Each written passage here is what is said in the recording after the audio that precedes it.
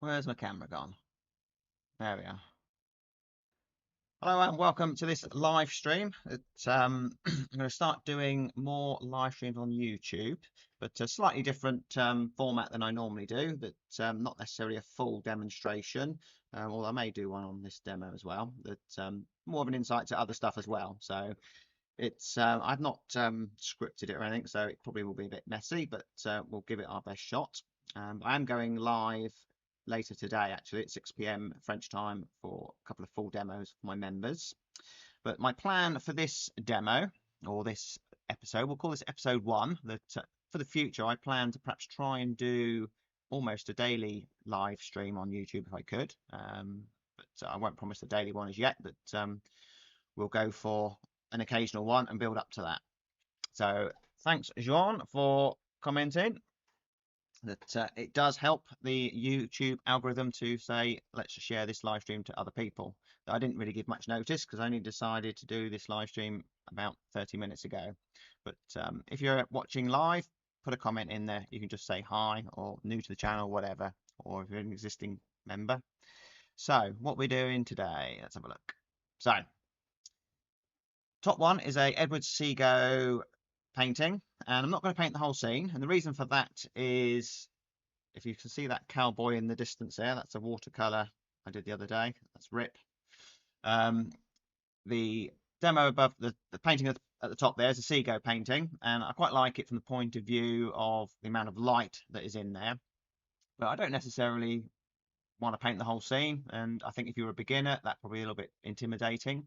So I'm going to show you a short video on how to paint the bridge, how to get that nice fluid wash in the shadow on the left, and the trees, and maybe some figures.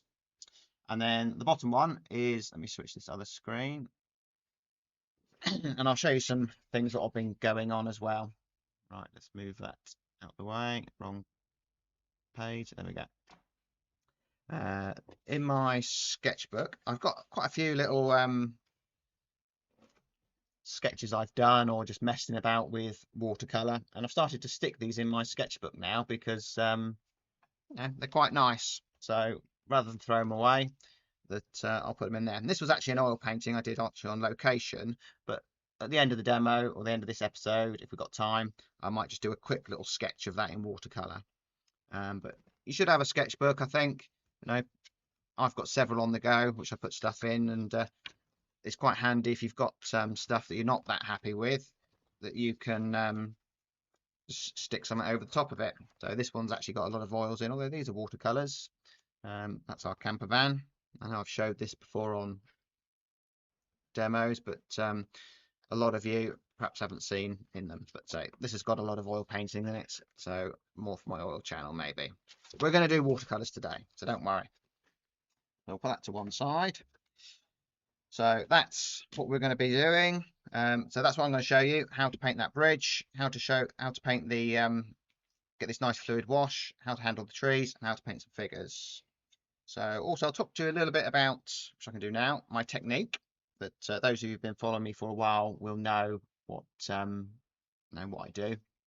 This is a painting I did recently. That was my reference image. What I quite often do is I turn it to a no-tan. This is actually not quite technically a no-tan, because no-tan is just black and white, but there are maybe 3 or 4 values in here. But it clearly shows the value pattern, and I quite often do that and share these with members on my website. And you can see here the darkest dark against the lightest light, which is why this stands out here. So I do that with a lot of my videos, and I quite often provide traceables as well. That was done on a live stream for members. Quite happy with that one, how that came out. And I do lots of master studies. So again, a lot of you who've been following me for a while will know all of this, but the YouTube algorithm tells me probably about 75% of people who watch my videos are seeing it for the first time. So telling you a little bit about what I do. And a lot of the techniques I'm going to use in doing this little demo for you were used in this painting that I did on again a live stream. So it's worth learning to do these things because you'll need them to do them on a full painting. So let's watch the first part here, which was a pre-recorded part. So let me find the right page. So don't forget to put any comments you might have in. So first we look at the color palette, and we can see very muted colors on here.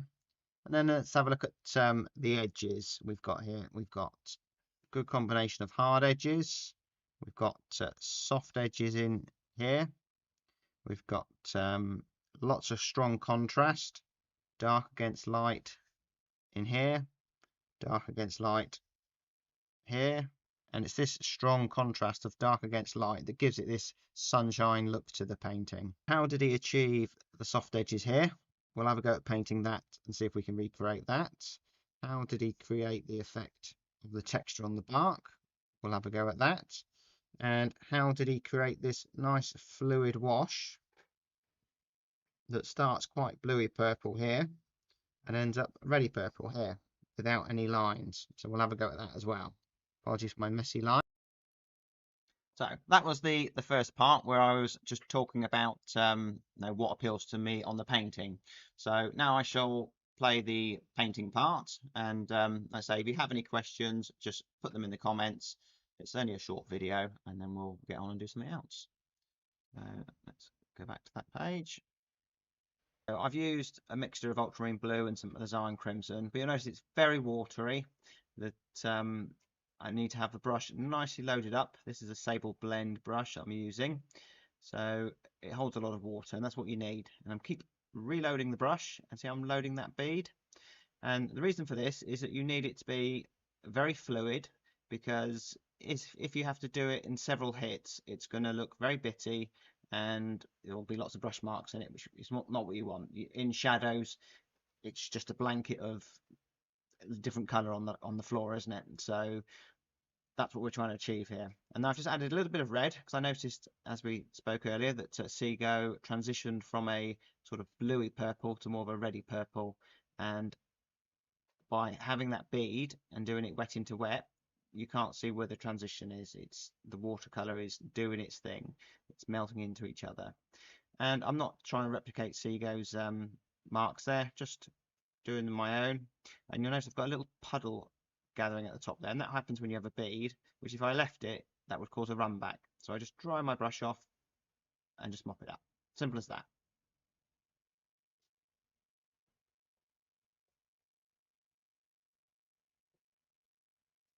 So now we'll mix a slightly darker version of that purple. Again, colour's not that important really, it's the tonal values when you come to look at painting. That if my bridge was slightly more yellow than his or more purple, it's not going to be the end of the world. So again, a nicely loaded up brush, and try and cover the area in as minimal brush marks as possible. I think I obviously decided I needed a little bit more purple than blue there, so I just added a bit of red. But by loading up the brush and putting plenty of water and pigment on your paper, it gives you time to make a little change if you need to, because as long as you've got that bead, it's not going to dry out. And bear in mind, I am using Saunders and Waterford 140-pound knot, 100% cotton paper, and that makes all the difference when painting in this loose style. So here we're painting on the bridge that's already had a stain of yellow ochre, and it's dried. So now I can get a hard edge because I'm painting on dry paper and painting those shadows, which is just an illusion of light on that bridge. And then I can just water down my mix slightly to make it slightly lighter in value, and then paint that bridge reflection in the water there. So I say I'm not going for the whole painting here, just the idea is that, to say, if you're a beginner, you could have a go at this. You don't need to paint the whole thing. You just want to learn these techniques. So I'm just replicating what's going on above, underneath, and maybe even suggesting the bridge or the tunnel further ahead. It's a bridge in the tunnel, isn't it? And again, lighter in value because it's a long way away, and painting the reflection at the same time. Lift a little bit of paint off. I noticed on Sego's he had a bit of light hitting the bridge there. Maybe he did that, we don't know. But that's what's quite good about doing these master studies, or looking closely at paintings that you admire and try and figure out what did he do there to create that mark. And that's what I'm doing here. So very thick paint now to get that shadow under the arch there on the bridge. So not a lot of water, a lot of paint. and I use tube paints to get these nice strong darks, and then put it in there. And I'm painting wet into wet, although I painted onto dry paper, but the bridge is still damp, so that will give me a soft edge. And again, you know, we discussed earlier that we've got a combination of edges in this painting. So my arch is not particularly great there, but I can modify it slightly while the paper is damp. But it's just an exercise. At the end of the day, don't worry too much.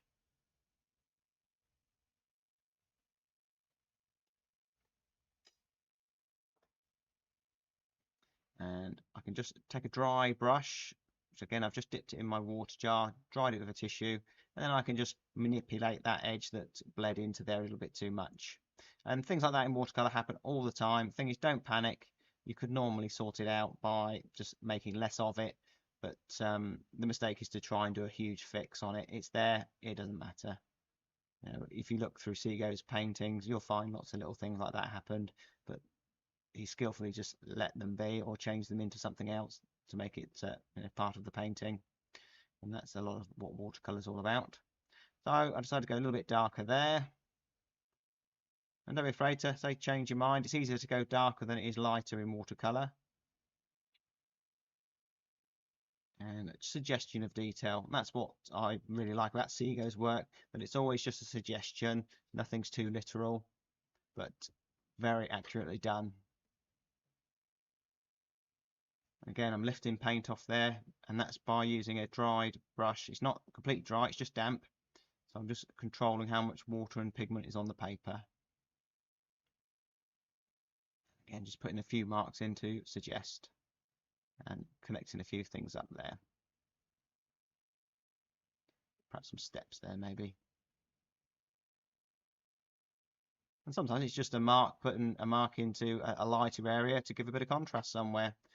So thicker paint again here for a dark. Just as the bridge meets the water, you often get a little darker area there, and that also signifies that it's a bridge on water there. So that's the bridge, that suffices. So that's worked quite well. Just the last few little touches, but I say it's just an exercise. Don't worry too much, just enjoy it. Doing these little exercises, there should be no pressure, and that's what destroys watercolor, is lack of confidence. So doing these little things will really build your confidence. So next we'll have a go at perhaps one of these trees and see how we painted those. So I'm going to take a gamble that the paper is dry on the left where I did those shadows. That probably would be a safer bet to dry it, but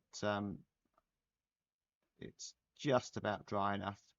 A little bit of bleeding, there's damp, but sometimes that can be quite good because again it's connecting the tree to the floor as well by letting it bleed in slightly.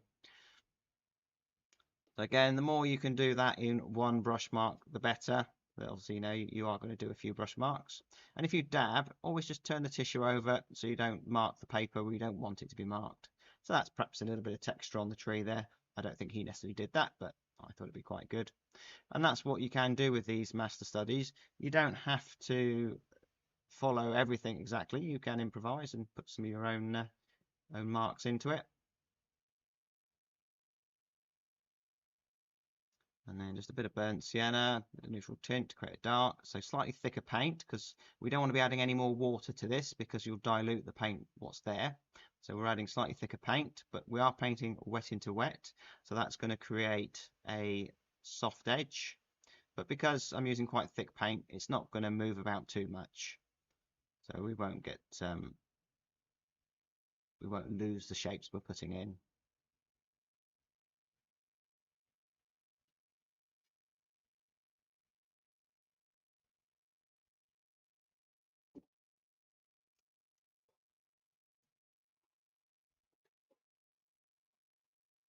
Just drying it off there.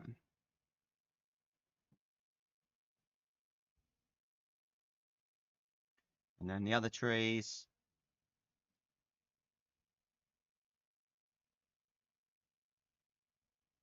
And they tend to be slightly thicker at the bottom, but not massively. These trees here, they're quite sort of straight up and down.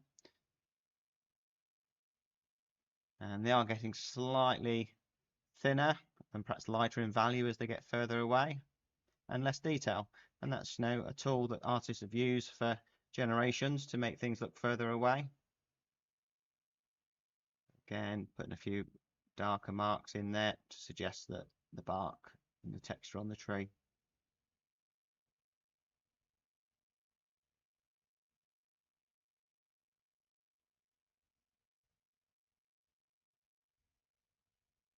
And with branches, you don't need to paint every branch, just a suggestion.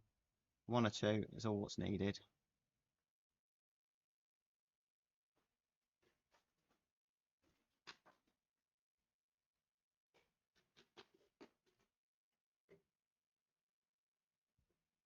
So let's have a look at how perhaps he painted those branches and the leaves. So I'm using yellow ochre in that mix of whatever colour was there. You know, don't ask me how I mix these colours. People do it all the time, but it's impossible to give you the exact mixes. But it's just a earthy looking green.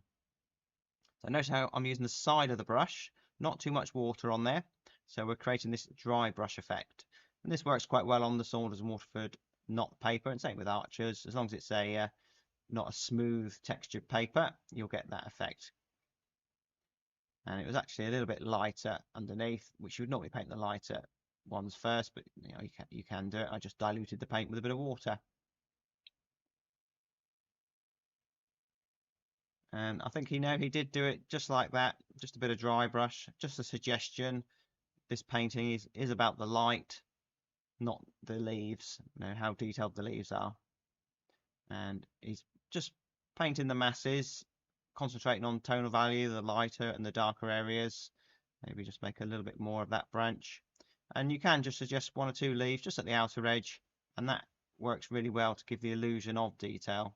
You know, and I use that method in my paintings quite often.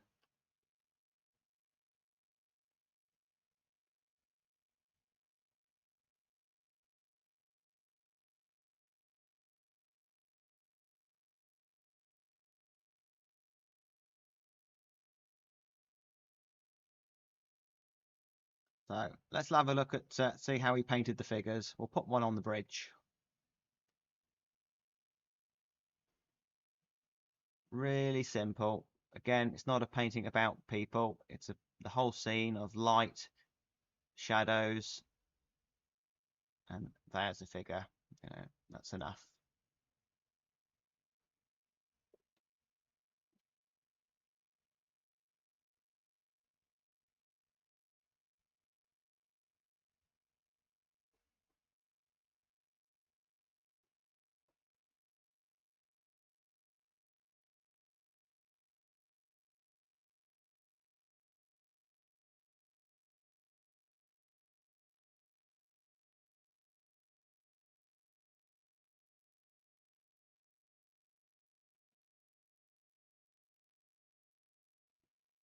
So if you've got a crowd of people, I'd imagine this is kind of how he painted them, because they look very loose. I'd imagine he painted this on location.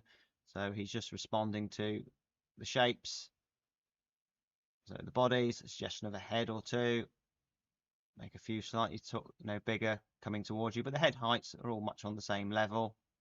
So, you know, people are taller and shorter, and children and so on. And then quite often just a little shadow underneath just to anchor them to the ground. And these are the sort of practices you should be doing. You know, practice your uprights. It could be a lamppost or something. You know, be confident with them.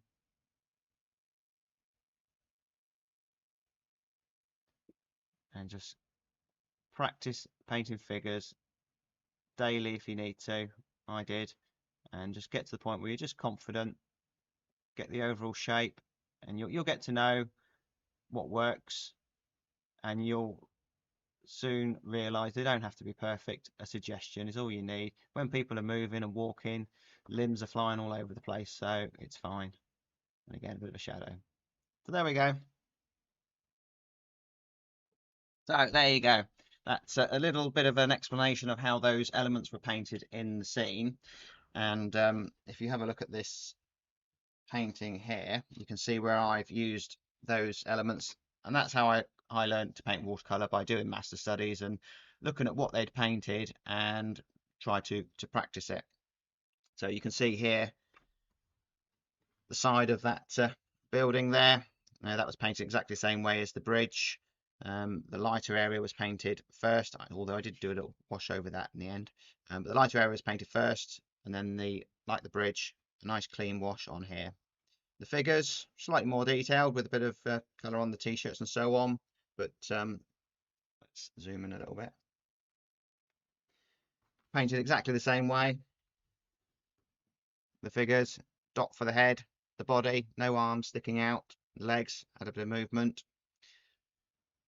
Same with the shadow here. And try and keep it a nice fluid wash, some gentle transitions of colour. Trees, fill in the masses, a few darker and lighter areas, and then like in here, just a few little bits added out on there. So that's how we learn. There's no point trying to reinvent the wheel, but look at artists who inspire you. And what I would possibly do different on this painting, actually, let's just show you that on a recent demo, again, Edward Sego, we painted the tree this way, whereas on this demo, which if you want to watch this demo, it's on my membership, it will be on YouTube in the future, that I used the brush, this one here, find it, this stiff brush here, which I just make damp, and then while this area was damp, I just pulled the paint out to get this lighter value here, but that creates a bit of a soft edge, which sometimes is good, but I think if I'd done it like this, where I'd actually negatively painted the shapes between the tree and left a hard edge here, it perhaps would have a bit more power. So there's two ways you could have done that, and it's good to know how to do these things. So if you're a beginner, you don't have to paint the whole scene, you can just paint elements on it. And same with these recent demos that I've done on memberships. If you think this is a little bit overwhelming to do the whole thing, just paint that rock, or just paint the background. You could do that. And same with this one here. Just have a go at painting this area. You could crop just an element of the scene and have a go at that, and build up to doing the whole scene.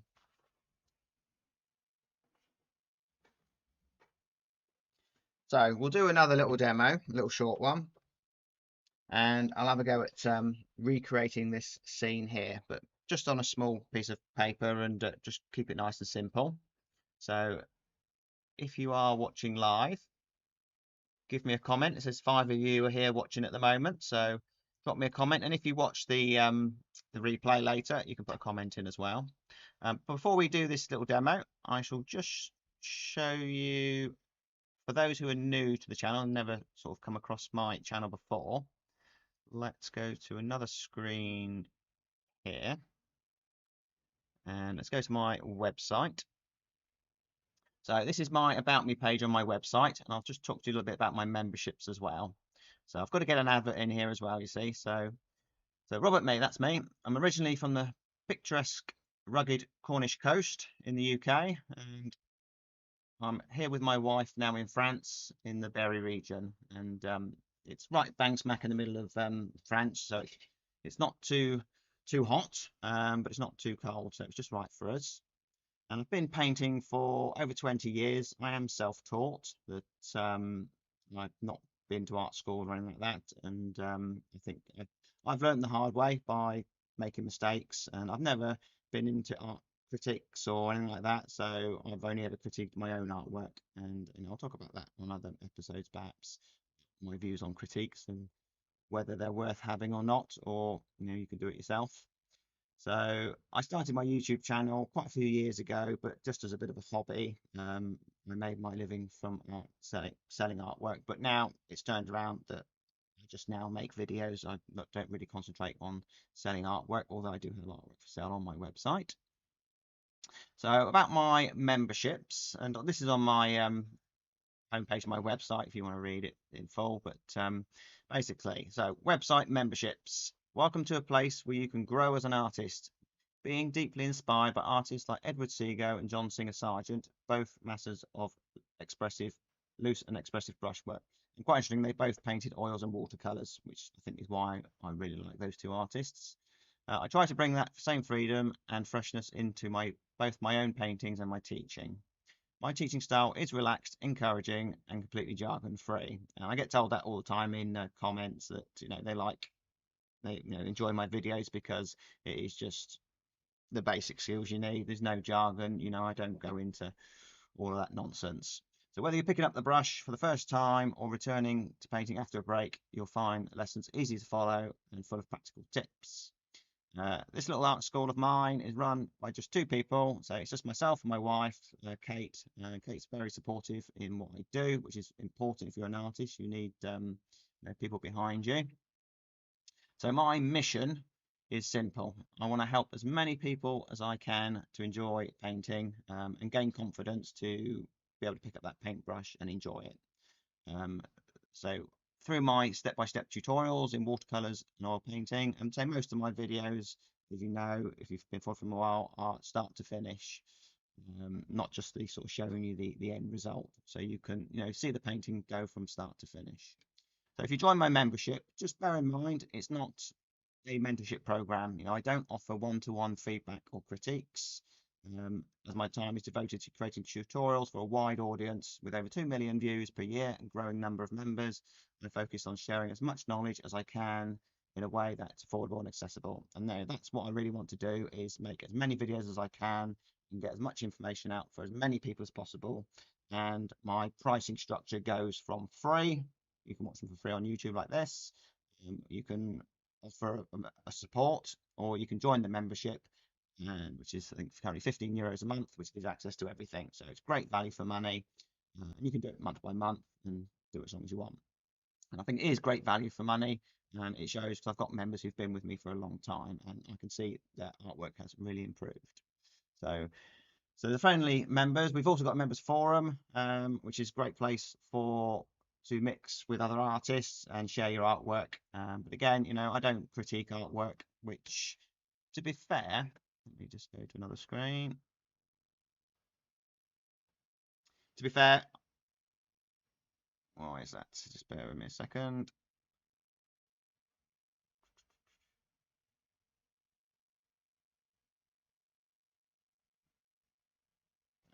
Get rid of that. To be fair, I don't offer critiques because I don't think it's necessary. That for most of the time, if you are a beginner, you just need to paint more.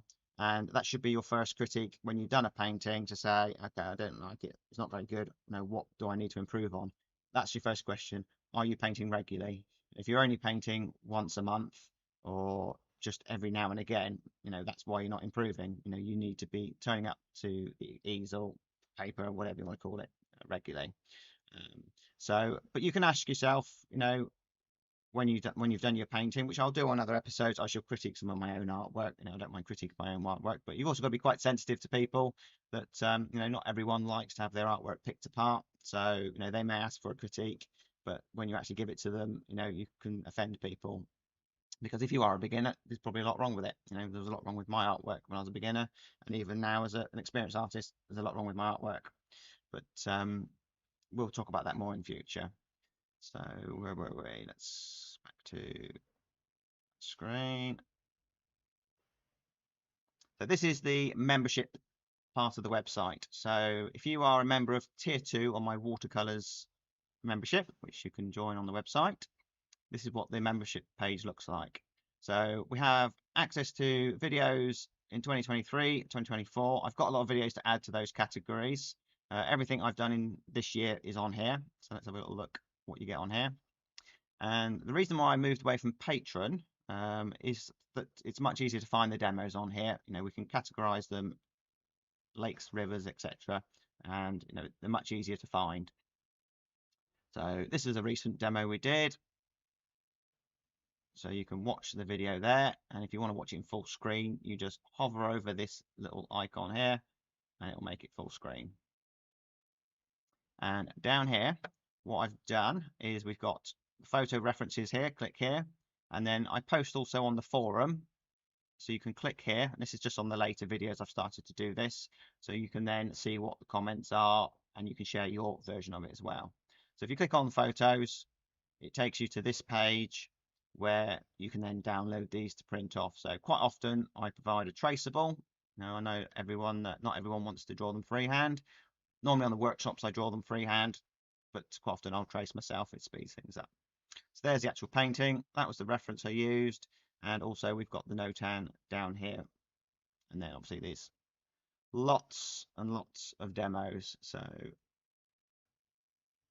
let's come out on that page. And so back to this page. So on here we've got the members forum, so you can access the members forum here. You can click on here to buy some artwork if you're in the mood.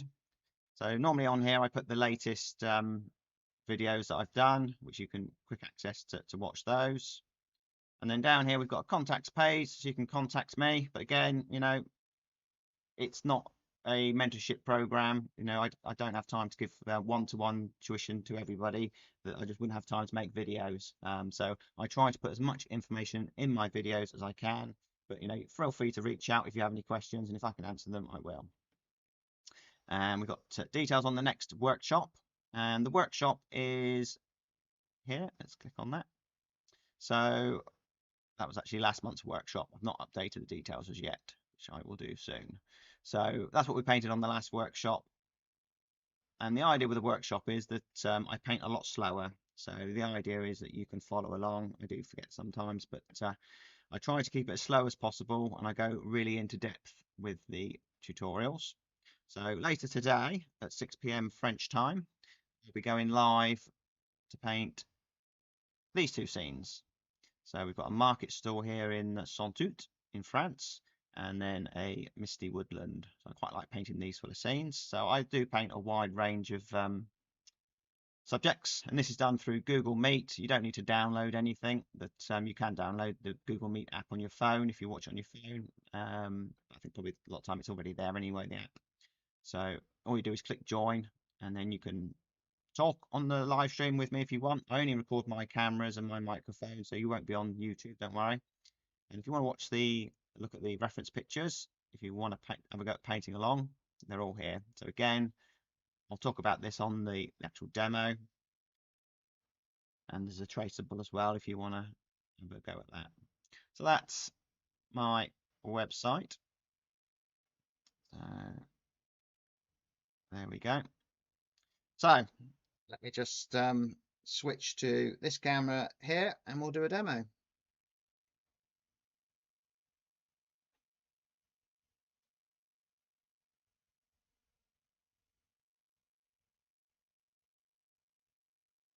Right. Okay, so let's find some paper. So we've got some Saunders and Waterford paper.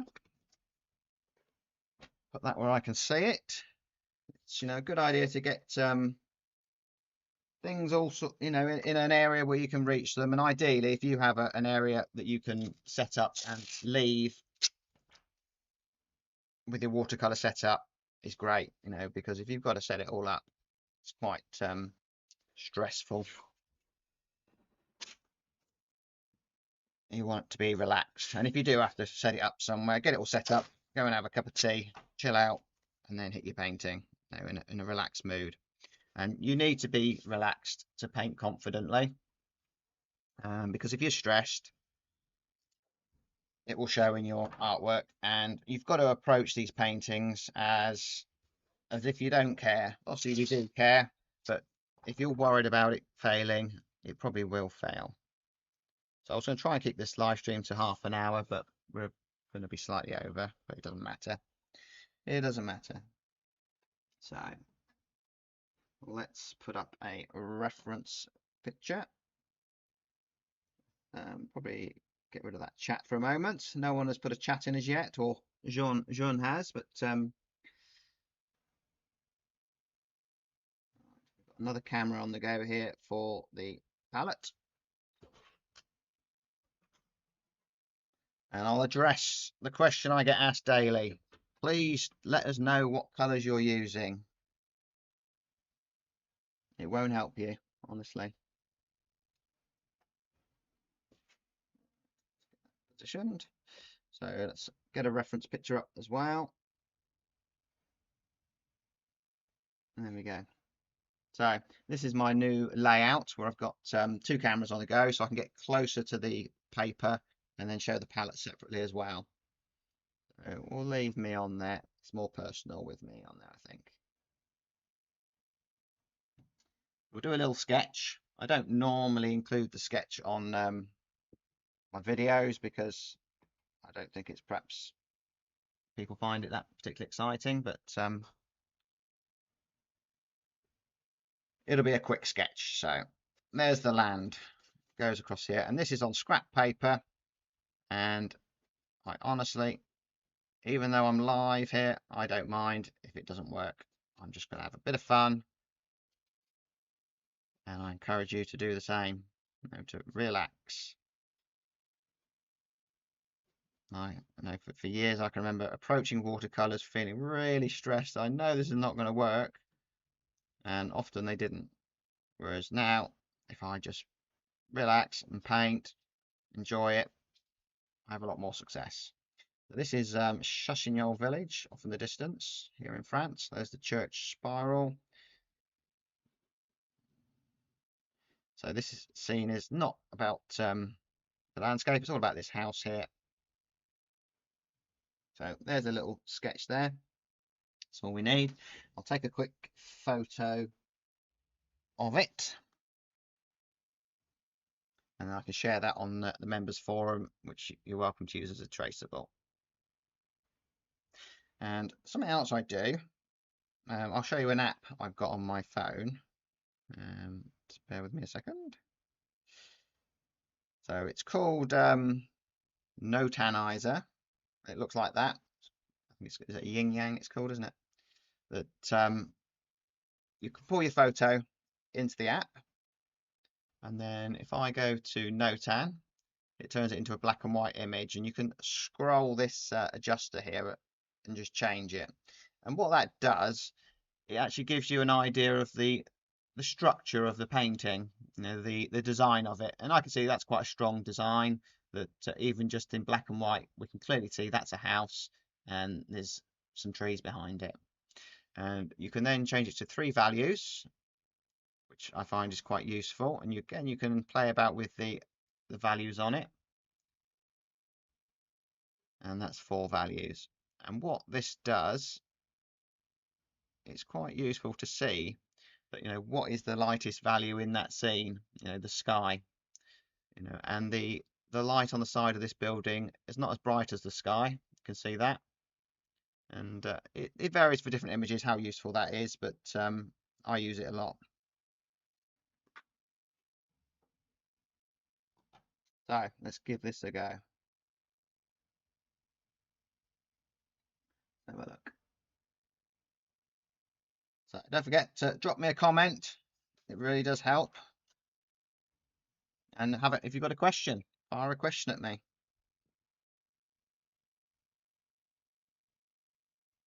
Right. Quick sip of tea. Like I say, start your painting relaxed. And I'm going to use this Rosemary & Co. Sable Blend. I really like this brush, actually. I'm going to get some more of these. It's a 402 series.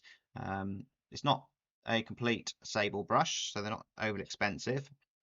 You know, I use the Sego perlers a lot, but no, I quite like the amount of water they hold, these ones. So, right, let's grab a bit of tissue.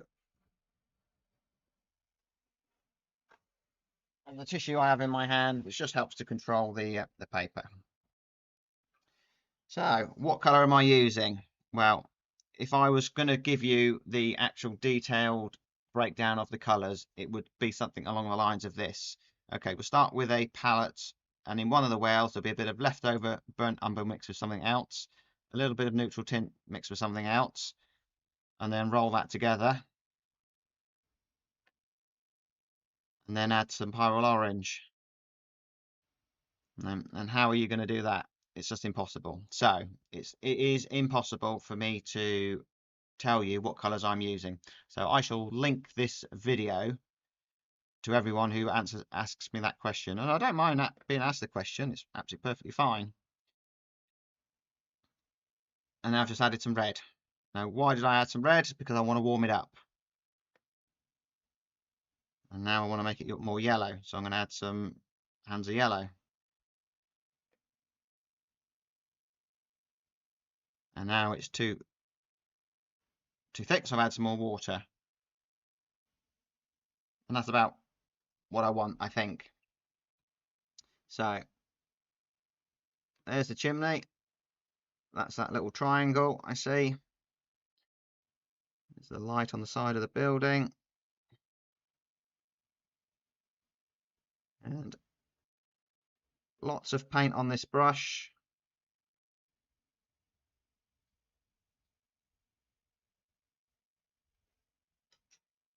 That's the building painted. And now I'm going to add a little bit of blue into that orange, which will create grey. And which blue? Doesn't matter, cobalt blue or ultramarine blue. So there's a grey mix.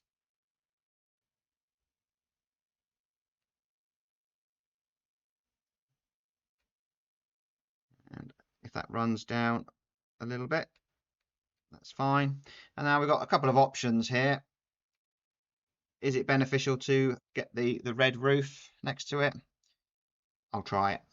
But I will just grey that off a little bit there. And under the eaves.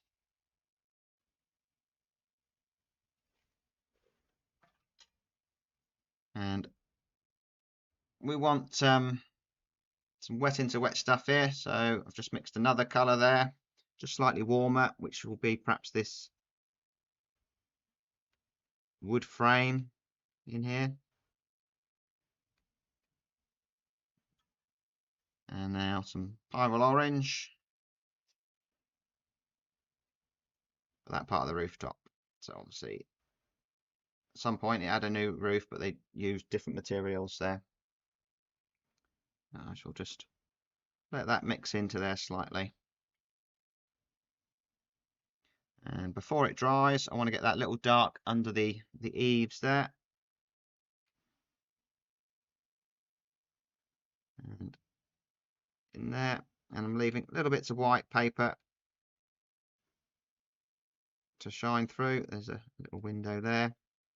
Maybe we'll put a window in there. Maybe we could have a barn door there. I think there is actually a barn door there. So this is not far from where I live, this house. Changed hands recently. So.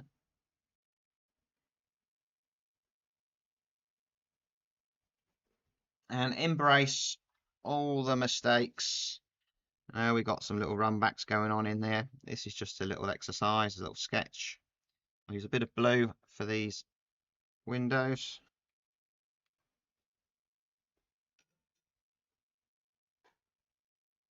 Just perhaps reflecting the light. Got the little rooftop.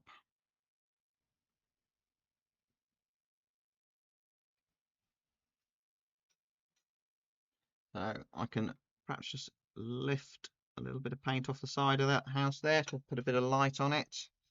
Maybe a little bit there. And to do that, I'm just taking my brush off and drying it. Okay. And a bit of texture on there. So I didn't intend this to end up being a full demo, but can't help myself. So there's the house. Now we need the background, which I could have painted the background first, but I'm just going to dry that off because I don't want the background to run into there. I'll use my hairdryer to speed things up. Let's have a look to see if we've got anything in the live chat.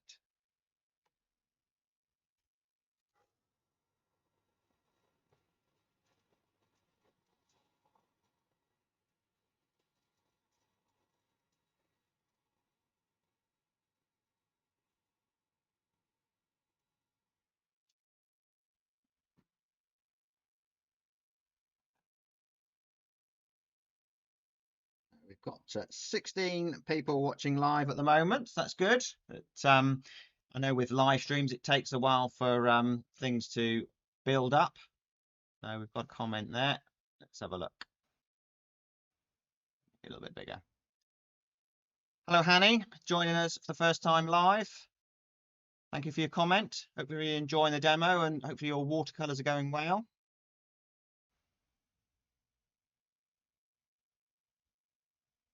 There we go. Thank you very much for your comment. Much appreciated. So let's have a go with this background. And if you watch this not live, put a comment in where you'd like to see more live streams or the sort of content you like.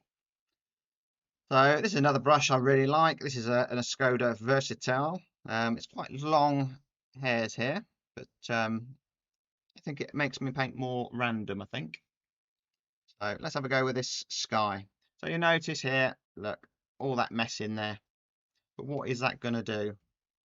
Basically, when I put some cobalt blue into that grey mix, it's just going to tone that blue down a bit. So let's put a little bit of blue up there. And I want some warmth on it, so why not use a bit of that? And just experiment and don't worry. And even if you get this far and then you destroy your painting, don't worry about it. It's just watercolor, it's just paper. And then have another go. So I know that's easy for me to say. I used to worry all the time about my paintings and get stressed about it. So what am I doing here? I'm using colours that are all in harmony with each other here. So browns, reds, oranges, and some muted blue. I'm not necessarily going for green, but let's do a green. So this hand's a yellow mixed with cobalt blue or any blue. Creates quite a nice warm orangey green, I find. More green, so add a bit more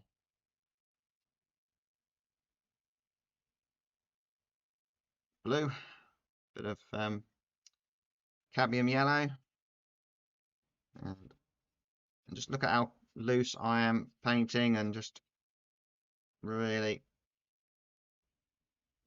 putting it on there. And a bit of water, just splash it on there. And you wouldn't necessarily dream of doing stuff like that when you're a beginner, and I can understand why, because sometimes it just goes like a right mess, but we'll see. We'll let it dry. And honestly, it's confidence. Watercolor is all about confidence. Let's have another look at the chat. Anyone else put me a comment? Not as yet. And if you watch this afterwards, you can always join my membership. I say on these live streams, I apologize, I will be plugging my membership, but I honestly do believe it is great value for you and you will learn much quicker to paint watercolors confidently. Plus, I also want your money. We have the members forum on there, so that's a great way to say connect with other artists. So if I wanted to paint that church spiral here, the problem I've got is that the paper's too wet, that it will just not keep its shape. So I need to either dry the paper or just wait. And because it might be quite good to do it while the paper is just about damp, because I'll get a bit of a furry edge, which will make it look like it's a long way away. So what I could do is paint that in a moment, paint the rest of it, and then paint that at the end. So that's what you have to do with watercolor. Think about, what can I paint? Can I paint this area next, paint that area next, and so on. So what do we got? Colors tend to be a little bit warmer as they're closer to you. So let's put this as a tree here, shall we say.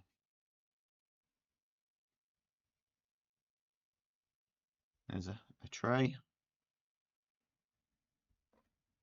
And again, I'm using that Hansa yellow with a blue, but there's all sorts of other colours on the palette, so honestly do not get too obsessed with wanting to mix my exact colours. I can't mix my exact colours. So this part is still a little bit damp, so we're going to get some mixing there. I've just added a bit more Hansa yellow, and this is really thick paint here, and I use Rembrandt watercolours normally. That's actually a tube of white paint, but I find these a great value for money.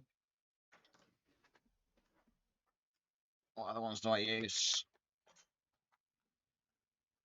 These come in a 20mm tube, and I buy them in that size because it's much better value for money. And they're highly pigmented. They stay wet in the palette. I can't speak highly enough of these Rembrandt paints. Daniel Smith are great as well. More expensive in slightly smaller tubes, but again, very highly pigmented.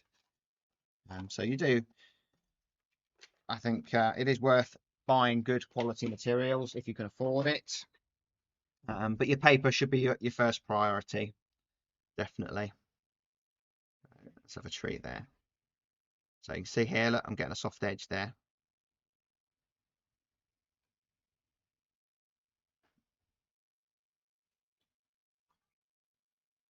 And although I've got my reference here, I'm steering away from it quite a bit. And that's what you need to do with watercolor, is not get fixated with, you know, sticking to that reference. I do quite often, you know, it's hard not to, but let watercolor take you where you want it to go. Does anyone put me a comment?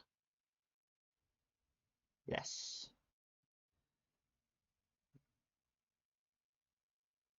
Oop. So, are you using artist grade paint in those tubes? Yes, I'm not sure whether you've heard my answer a moment ago, but let's pop that down. That I used Cotman paints for a long time, which are student grade paints, and actually very good quality, I find. I now use artist quality paints, but my biggest breakthrough was when I changed from using, you know, good quality, I think Langton, Daler Rowley Langton paper, which was a pulp paper, had some, I think, cotton in it, but not 100% cotton. And then I moved to Saunders and Waterford 100% cotton, and wow, what a difference. You know, I've got lots of scrap bits of we'll call it student quality watercolor paper, and I won't paint on it with watercolor because I know I just can't get the effects I want on it. So as soon as you can, move over to decent quality watercolor paper. That's your biggie. The brushes, the paints, not as important, but again, you know, you don't need huge amounts of brushes. I'm going to do this painting with just this one brush, and what I just use the Sego brush. So you could just buy one brush if you're painting small, and I do recommend beginners to paint small, and then, you know, just add brushes to it as you go. So there's a tree there, and I want to add connection, so I'm going to just splash a bit of water on there and just let it melt into there, and vary the edges. Soft and a hard edge in there. What I do as well is I'll connect this tree to the house by just pulling that dark under the eaves there. And all the way through the painting, what you're trying to do is not overwork it. This is all nice and fresh painted here, and that's what you got to try to avoid doing, overworking it. And the best way to avoid overworking it is to paint fairly quickly and not get bogged down with the details. So this should be dry enough now, and things off in the distance tend to have more blue in them because of all the particles in the sky between what you're seeing and so on. So there's the church. Didn't get that very straight.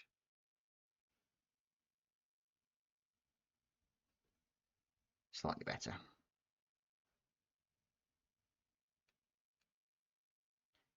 Probably want that to be a little bit lighter in value. So what I'll do is I'll just add some water to it and just wash it off. And that's what happens when you add water to your paintings. You dilute the painting.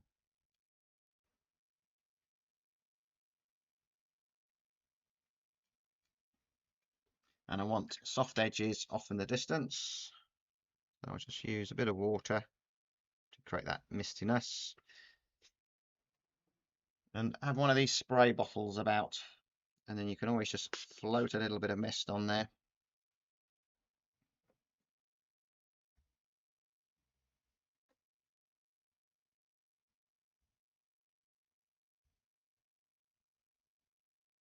And maybe it's quite a good idea to, when you paint, obviously if you're watching a demo as you're doing it, not necessarily a good idea, but if you're just painting, put some music on and just relax.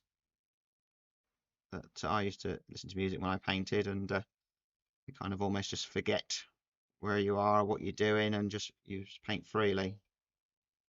But there is a difference to my paintings, that if I just paint without doing a demo, they tend to be a little bit looser and freer if I'm talking through my process as I'm doing it.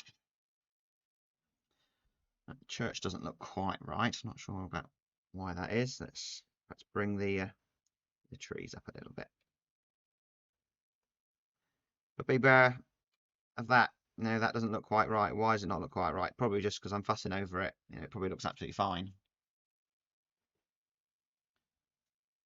So while this is still wet, what if I was to just lift out a little highlight in there for later? So we're nearly up to an hour. So my half an hour episode 1 has gone on a little bit long.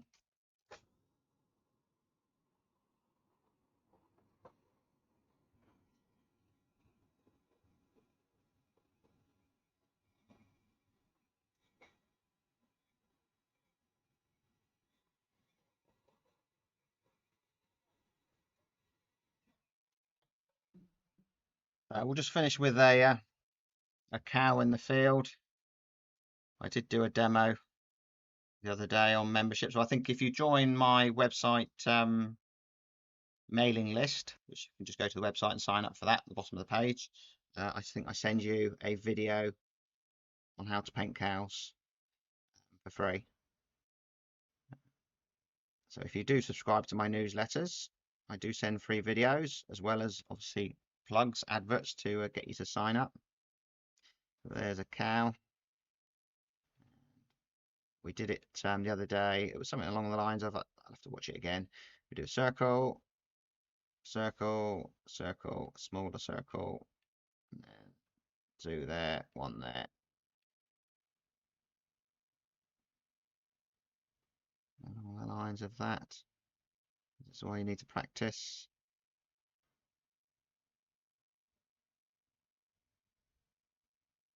I have to watch my own video again, I think.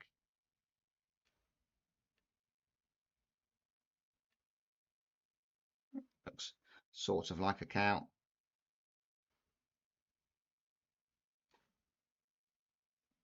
And we'll just anchor him to the ground. I've always struggled painting cows, which is why I did a detailed breakdown on how to paint them. Just a little flick of the brush here. So this is what we call sort of dry brush, very thick paint, and not a lot of water. We can just put a little bit of texture there just to anchor that cow to the ground.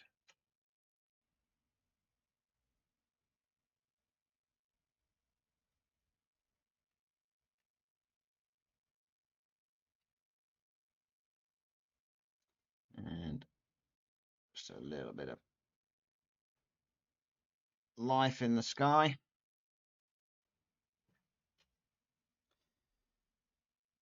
And this is a stage where you want to then just add a few little bit of detail, but try not to lose the freshness. You know, it's just a case of a little bit of a dark here and there, maybe. Shutters on that window.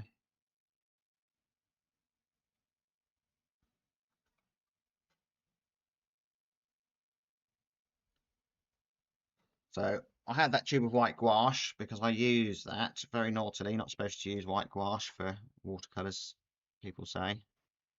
I don't worry about rules, particularly not by other people. I use that normally to put figures in. So we've got maybe the farmer here. Let me just make that brush into a point. There's his top of his head.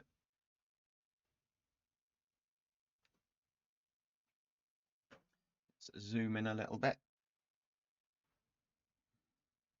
And if I put a bit of white gouache and pick up a bit of cobalt blue, it'll just give it a little bit of body. There's his overalls. And like I did with the Sego demo at the beginning of this half-hour session, which has ended up an hour, we just need to suggest.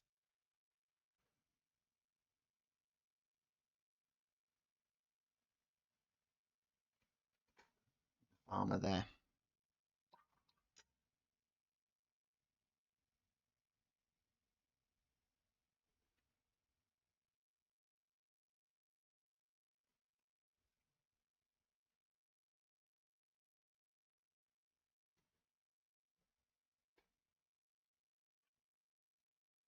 And I normally include a little dog with the farmer, which is just a little tail and something that could be a dog.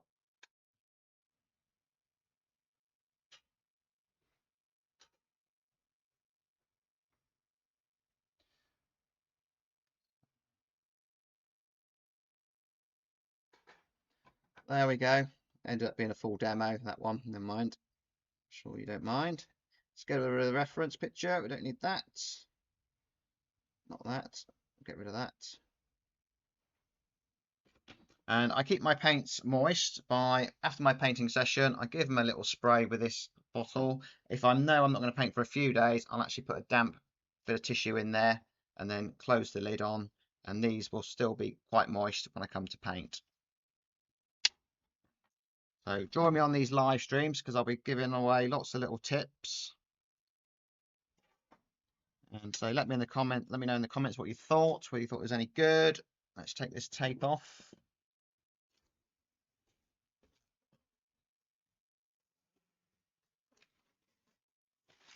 So that's quite nice. I shall stick that in my sketchbook, I think. But I do have some artwork available for sale on my website as well. But sometimes when things come out quite nice, it's quite nice to actually keep them.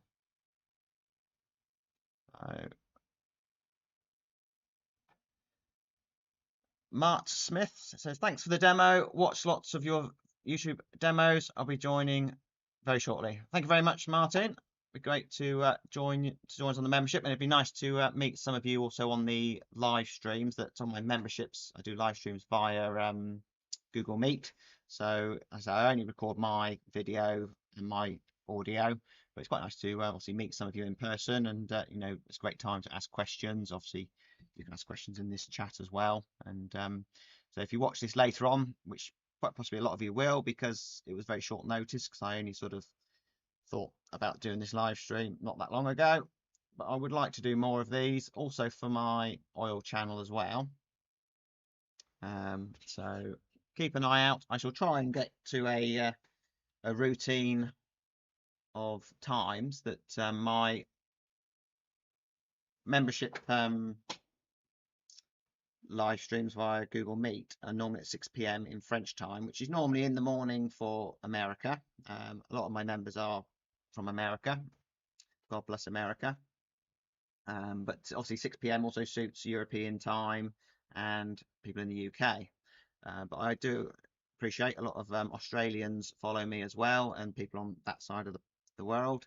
So hence why I've done this live stream earlier in the day. And to be fair, it probably suits me quite well around that sort of time. So, but keep an eye out on my channel, subscribe to my YouTube channel, but also click the notification bell and make sure you click all, and then you'll get notified when I do a live stream and when I post new videos. So there you go. Thanks for joining me live, those of you who made it live, and appreciate those who watched the replay. And I shall see you on another live stream, and we'll try and work up to a daily episode, but that'll take a bit of time to get things in place so I can do that. But I do run 2 channels plus the membership area as well. So I shall do my best. Bye for now.